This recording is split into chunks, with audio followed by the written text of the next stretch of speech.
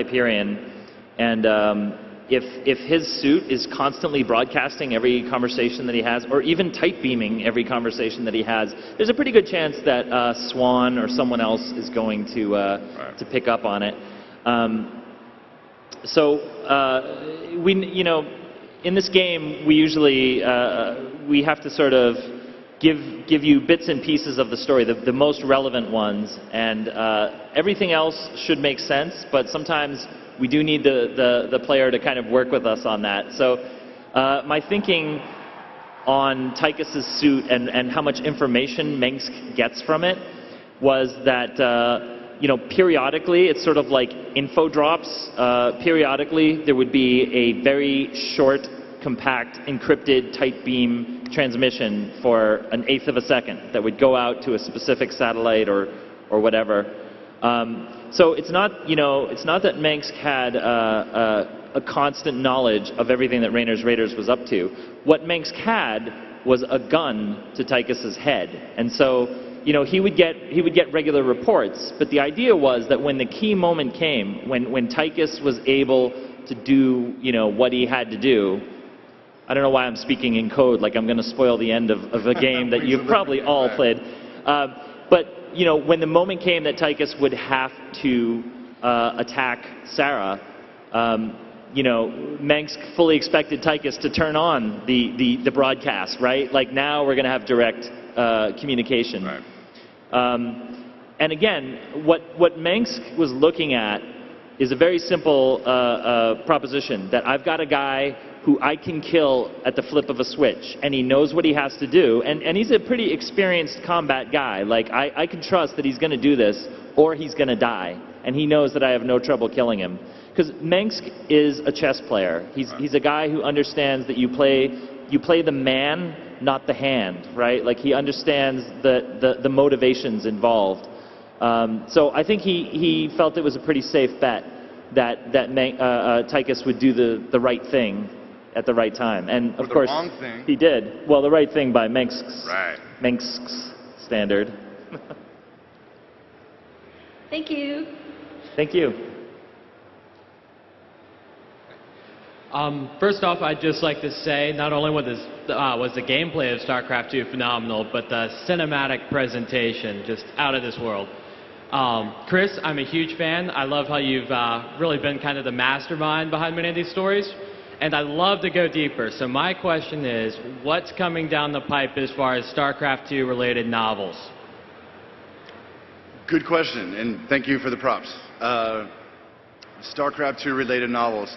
Have we? I don't think we have. But, I just don't know. Did you like Heaven's Devils? Yeah, great. Great book. Well, there's more of that?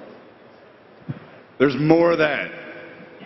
That story will continue. All right. Well, it's like serious.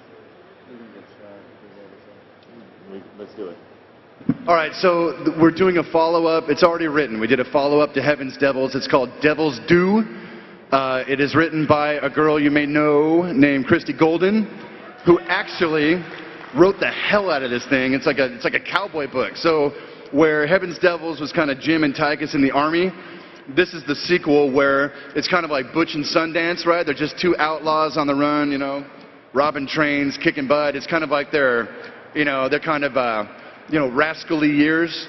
And Christy wrote the hell out of this thing. So I'm very excited for you guys to get to see a little bit more about Jim and Tychus's shenanigans over the years. And it definitely gives a little bit more insight into just kind of who Jim is and what his arc has been. What we see him trying to atone for in the present day, the sins of his past. Can't wait. Thanks a lot, guys. Yeah.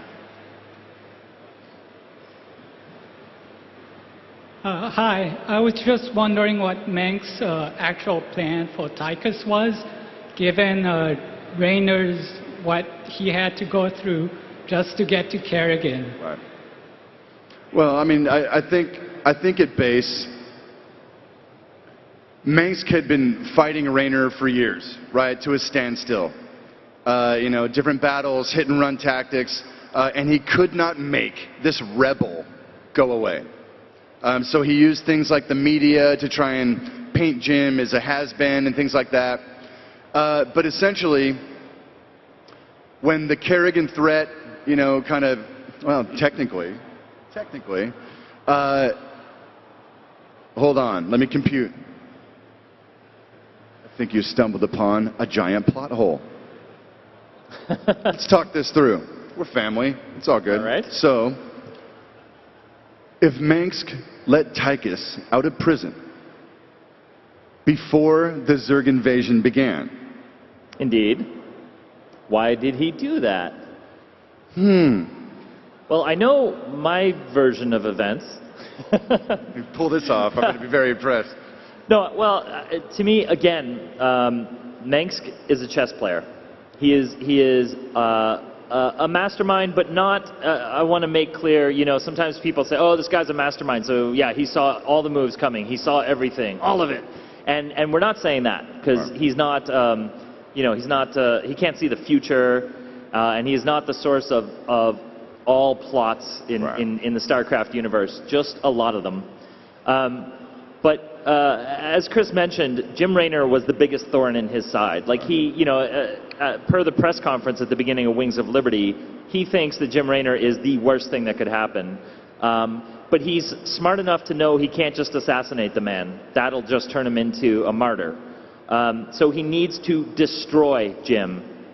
And it seems to me that as soon as he realized he had this guy in jail, he had Tychus Finley, that's a perfect opportunity to put him in the suit, which is the gun to his head, and then unleash him on Jim and see what happens. You know what I mean? If the Zerg hadn't showed up again, if Kerrigan hadn't rolled on out of Char, there's a good chance that within 6 months, Banks would have found an opportunity to use Tychus to destroy Jim in some other way. Push him over the edge. Yeah.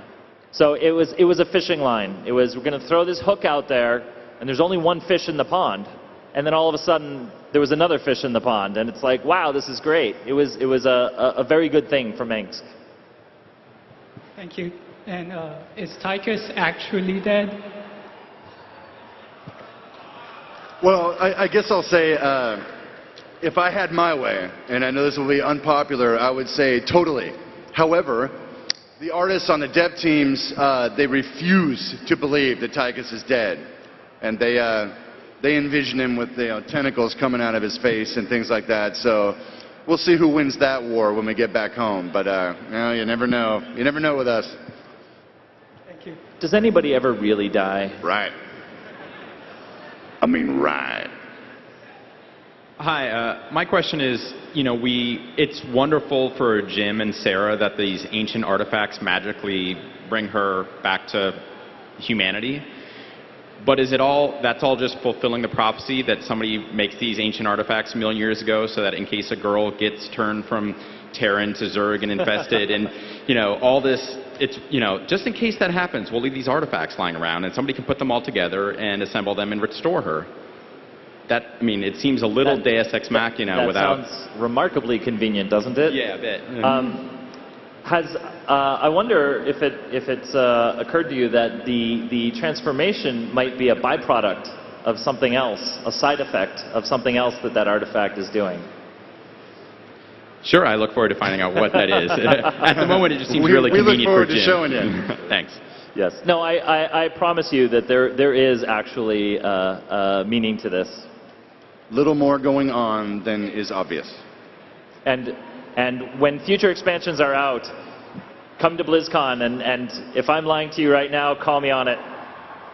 Assuming I'm not dead. Right. Hey guys, two questions related to the Dominion leadership. Obviously in the sort of bonus mission during the campaign, we find out that the Dominion has been experimenting. Experiments that have resulted in the creation of a hybrid, which is a prevalent sort of theme during the Protoss side missions. One is, what can you tell us about, did the Dominion know what they were doing with sort of the splicing of the DNA or whatever you want to call it? And did they know that their experiments would result in the creation of the hybrids? And also, we see after Media Blitz that there's rioting going on in Core Hall. There's all kinds of revolts going on in the core worlds. what is the state of the Dominion leadership? Really kind of what's going on over there as well. You want to take one half? Sure. Which one? I'll take the second one.